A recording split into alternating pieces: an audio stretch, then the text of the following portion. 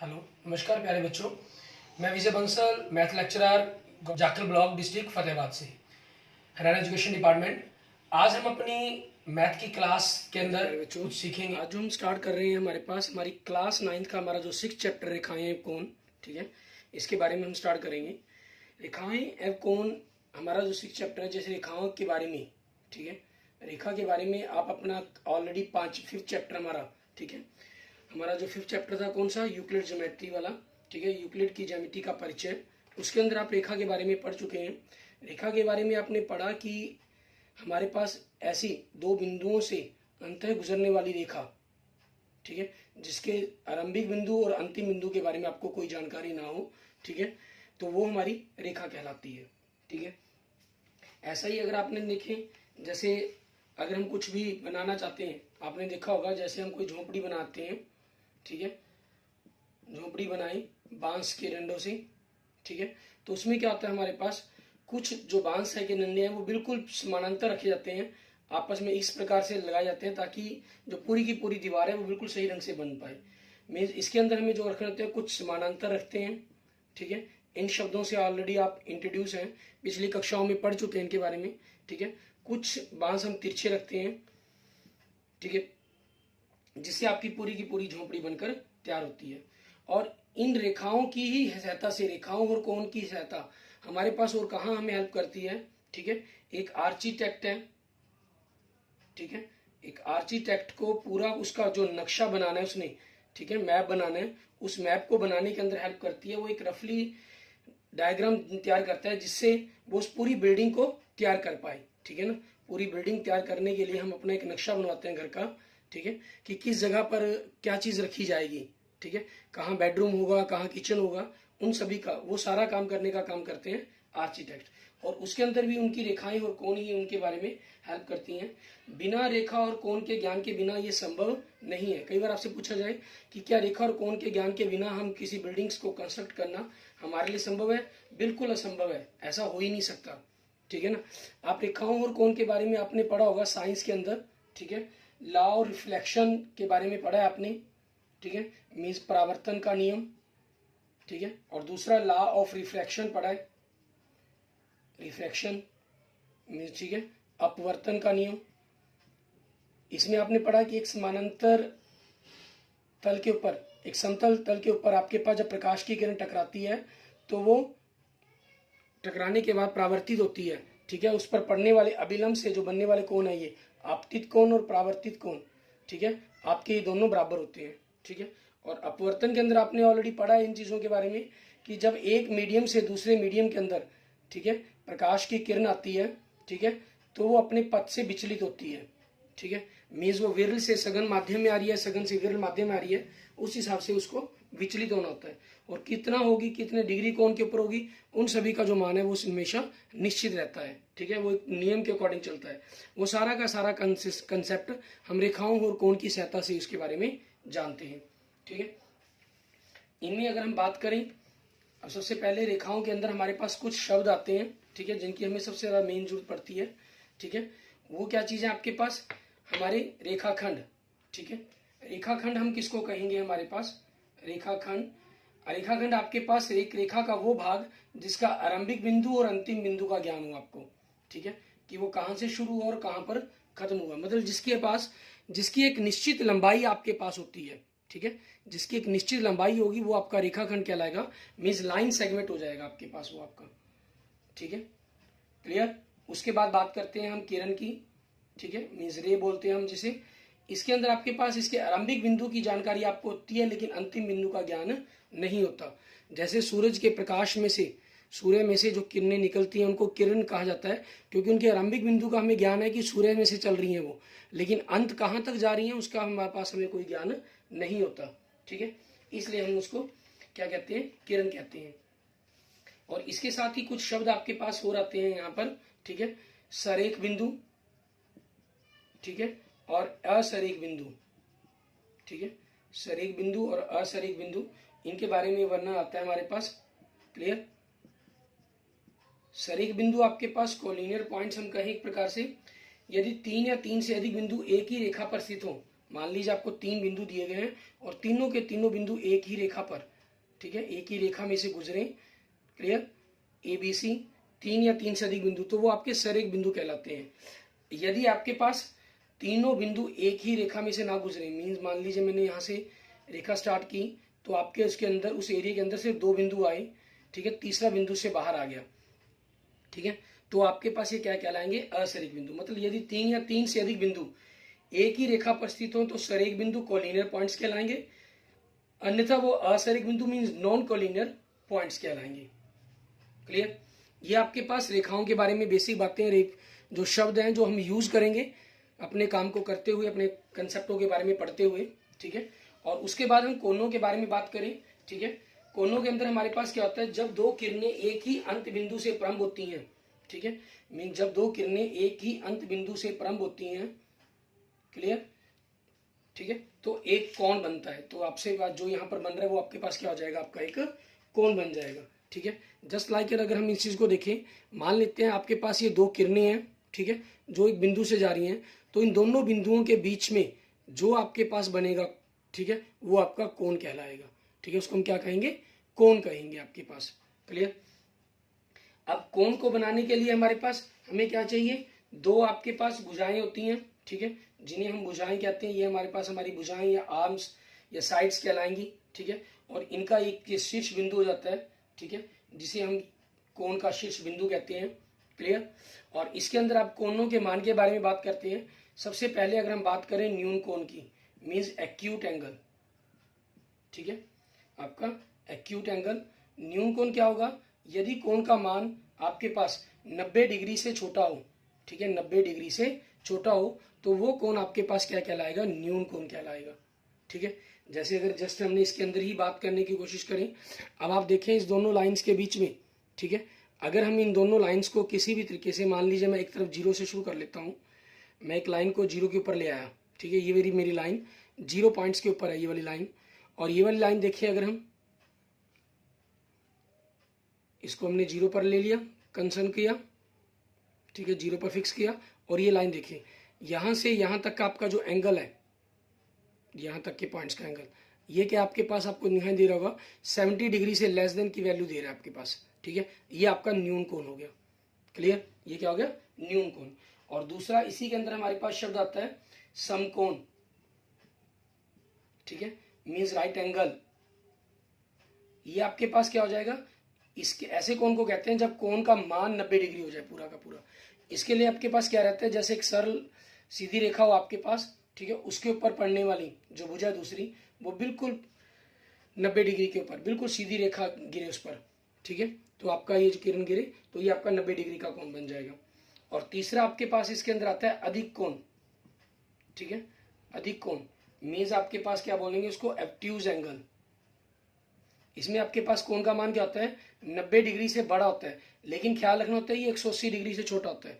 जैसे हमने इस तरह बात की थी, ये आपके पास 0 से लेकर 70 तक आ रहा था, तो अगर आप इसी के साथ दूसरा कोण, दूसरी तरफ से कोण देखें, ठीक है, दूसरी तरफ के लिए कोण देखने की कोशिश करें, ये 0 से लेकर आपके पास यहां तक चल रहा है हमारे पास, मीन्स 110 डिग्री तक, ठीक है ना, 0 से लेकर 110 डिग्री तक, ये 90 से बड़ा कोण हो गया, तो ये हमारे पास क्या हो गया, हमारा अधिक कोण हो गया। मान लीजिए अगर मैं इस रेखा को सीधी कापी पर रेखा मान लूं, तो ये आप देख रहे हैं कि ये रेखा इस प्रकार से जाएगी।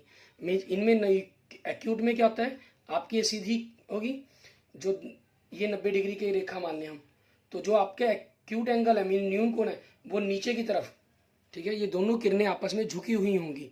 क्लियर। ऑब्ट्यूज में क्या होगा, ये दूर होंगी, ठीक है, जैसे ये सरल रेखा होगी हमारे पास, ये 90 वाला कोण बनता, तो इससे बाहर की तरफ मीन्स एक दूसरे से दूर हटती हुई रेखाएं होंगी आपके पास। क्लियर। उसके बाद बात करते हैं हम रिजु कोण की, ठीक है, मीन स्ट्रेट लाइन एंगल, आपके पास स्ट्रेट एंगल। क्लियर। ये आपके पास 180 डिग्री का कोण होगा, बिल्कुल सीधी सरल रेखा आपकी, ठीक है, ये बन जाएगी आपके पास, ये बिंदु के ऊपर हम कह लें एक प्रकार से, ठीक है। दूसरा आपके पास प्रतिवर्ती कोण, नेक्स्ट आपका प्रतिवर्ती कोण मीन्स रिफ्लेक्स एंगल, ठीक है, ऐसा कोण जिसका मान 180 डिग्री से तो बड़ा हो लेकिन 360 डिग्री से छोटा हो, ठीक है। अब जैसे आप इस चीज के अंदर ही अगर करना चाहें, ठीक है, तो दूसरी तरफ आपके पास जो 190 जीरो से एंगल बन रहा था, हम उसको थोड़ा सा बढ़ा देते हैं और इस प्रकार से बढ़ा दें कि आपके पास हम 180 को भी क्रॉस करते हुए, जैसे ये 180 डिग्री का एंगल है ना, इसको भी क्रॉस करते हुए, मीन्स आपने एक इस लाइन के बारे में बात करनी है, एक इस लाइन के बारे में बात करनी है। अब यहाँ तक आपको पता है क्लियर 180 डिग्री का कोण हो गया, और जो जिस कोण की आप बात कर रहे हैं वो यहाँ दूसरी तरफ चला गया कोण, या यूं कह लीजिए इन दोनों का जो कोण है आपके पास, ठीक है, ये आपको मान लीजिए 30 डिग्री का कोण बन रहा है। तो अब जब आप इस तरफ से कोण के बारे में बात करेंगे, इस तरफ से, ठीक है, इस तरफ से कोण के बारे में बात करेंगे, तो ये आपका रिजु कोण कहलाएगा, सॉरी प्रतिवर्ती कोण कहलाएगा। इसको पता करने के लिए हम क्या करते हैं, हमेशा आपको जिस कोण का मान दिया होगा उस कोण को हम 360 में से माइनस कर देते हैं, ठीक है। इस प्रकार से आपका ये कोण बन जाएगा, क्लियर। उसके बाद हम देखते हैं हमारे पास आगे जो आपके इन शब्दों के अंदर हमें ये जरूरत पड़ेगी, पूरक कोण, ठीक है, मीन्स कप्लीमेंट्री एंगल। आपके पास यदि दो कोणों का मान 90 डिग्री हो, ठीक है, दो कोण है ए और बी, मान लीजिए उन दोनों का जोड़ 90 डिग्री बन रहा है, तो वो आपके पूरक कोण कहलाएंगे। इसमें मान लीजिए आपको एक कोण 60 डिग्री के, आपसे कहा जाए कि 60 डिग्री के कोण का पूरक कोण बताओ, तो 60 में क्या जोड़ेगी, 90 बन जाओगे, इसलिए 30, तो 60 का पूरक क्या होगा, 30 होगा। दूसरा आपके पास है समपूरक कोण, ठीक है, इनमें क्या होता है, दो कोणों के जोड़ का मान 180 डिग्री होता है।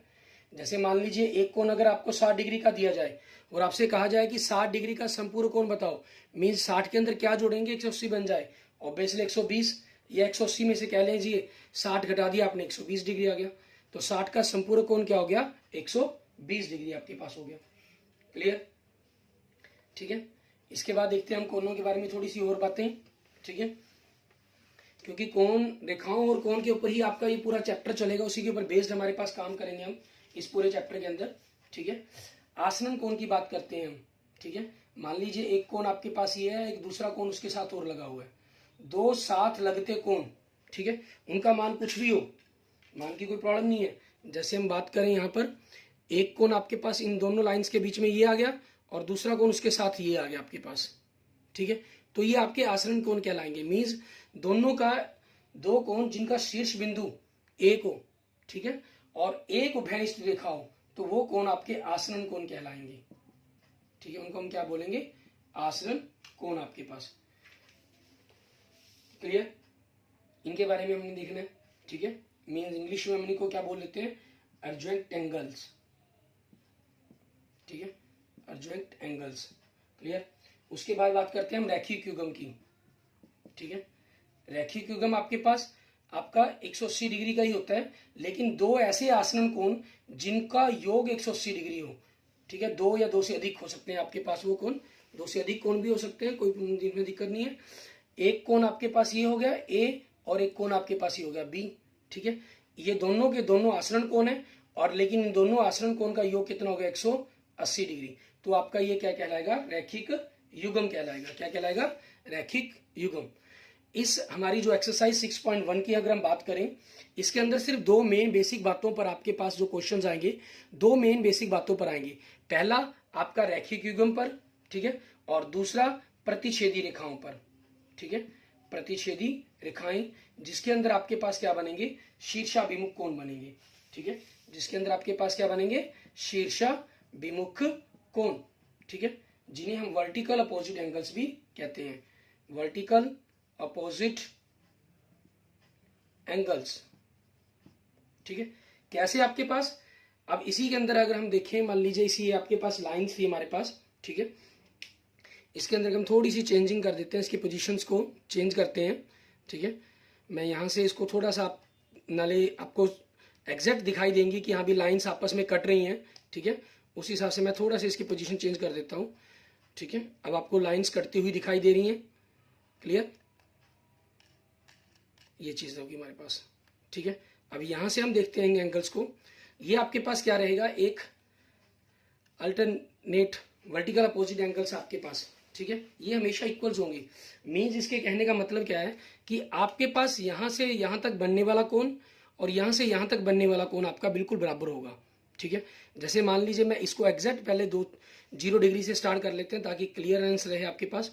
इस तरफ से देखते हैं हम, 0 से स्टार्ट हो रहा है आपके पास ये, ठीक है, और ये लाइन आपकी 50 तक जा रही है, 0 से 50 तक, ठीक है, आपके पास जा रही है। मीन्स इस कोण का जो मान है वो 50 डिग्री है, तो इसके अपोजिट ये वाला कोण हो गया हमारे पास, इसका मान देखिए आप, ठीक है, इसका मान आप देखेंगे 230 से स्टार्ट हो रहा है, ठीक है, या अगर यहां से देखें तो 130 से स्टार्ट हो रहा है और 180 तक जा रहा है, ठीक है। डी के अंदर आप जब चेक करेंगे इसको 130 से 100 आपके पास ये चीज, ठीक है। मीन्स मैंने यहाँ पर मार्कर चला दिया, इसको मैं थोड़ा हिला देता हूँ, यहाँ से आपको बिल्कुल क्लियर हो रहा होगा। अब 130 से 180 के बीच में जा रहा है, मीन्स 50 डिग्री का मान बन रहा है, ठीक है।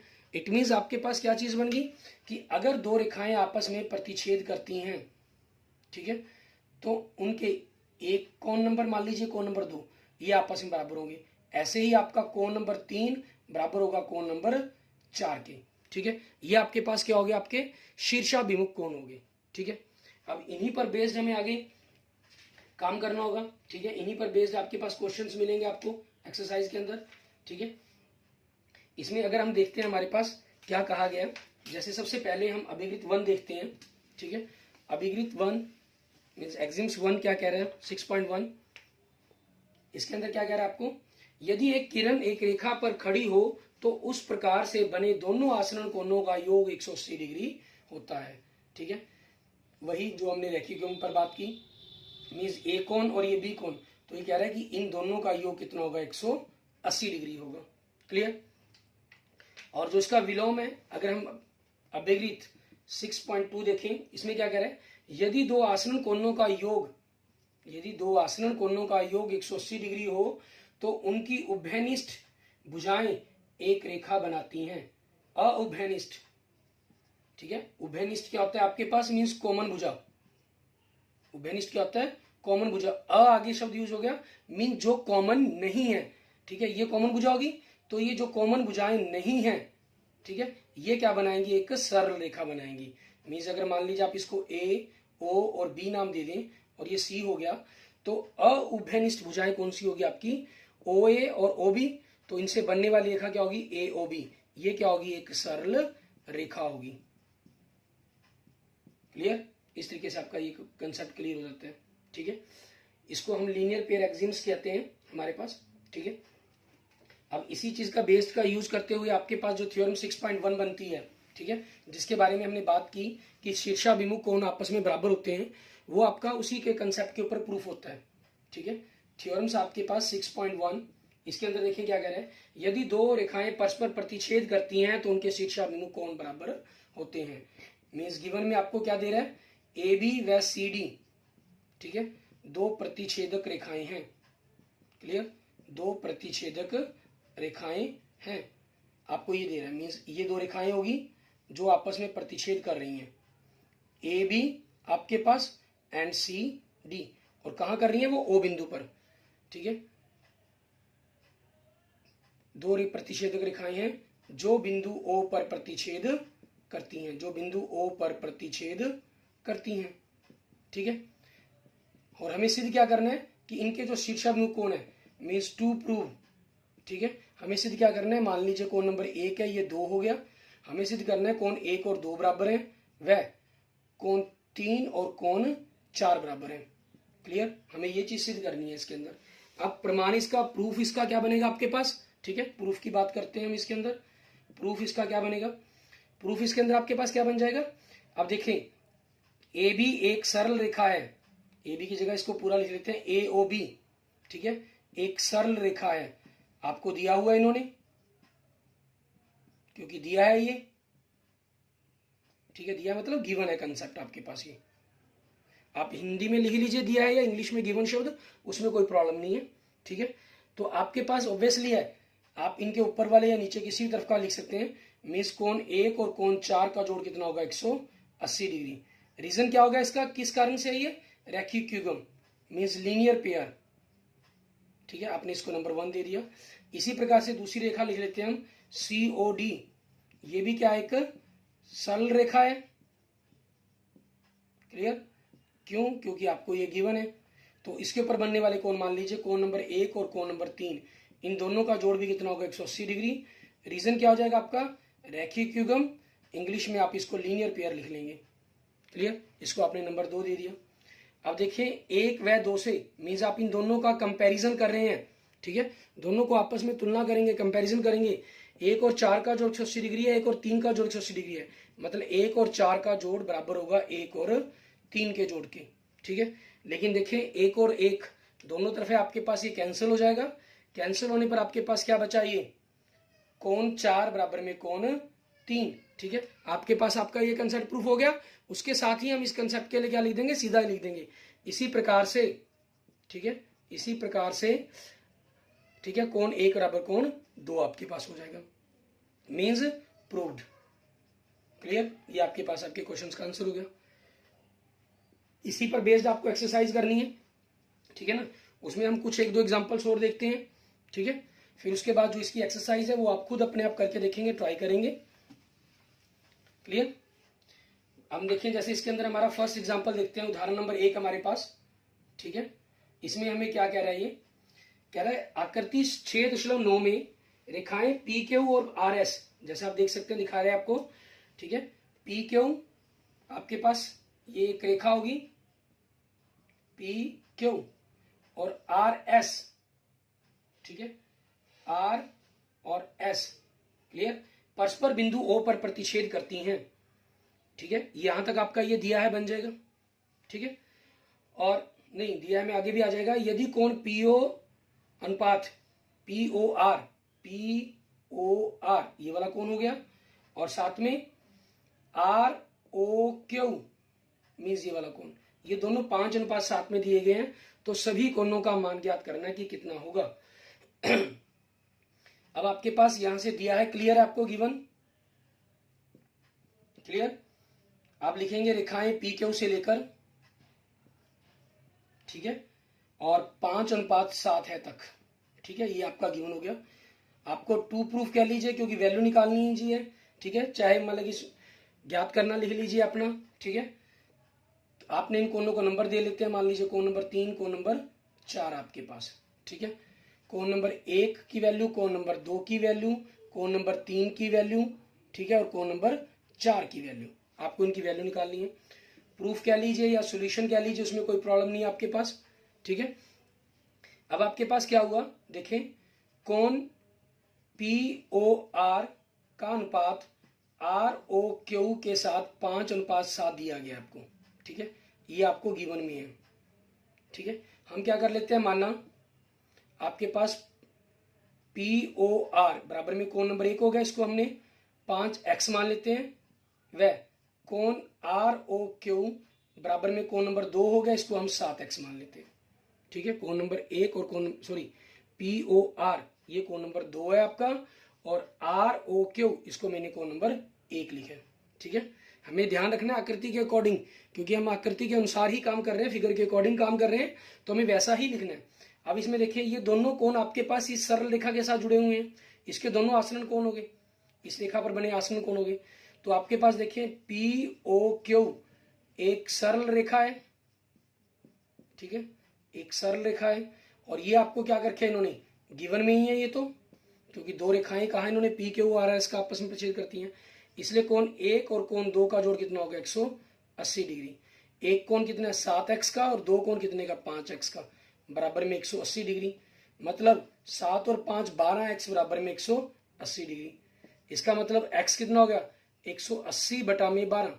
ठीक है, तो यहां से अगर हम इनको कैलकुलेशंस करते हैं, 12 एकम 12 आपके पास, 12 एकम 12, ठीक है, 6 बचा, 12 पंजे 60, 15 मीन्स x का मान कितना आ गया, 15 आ गया आपके पास, 15 डिग्री।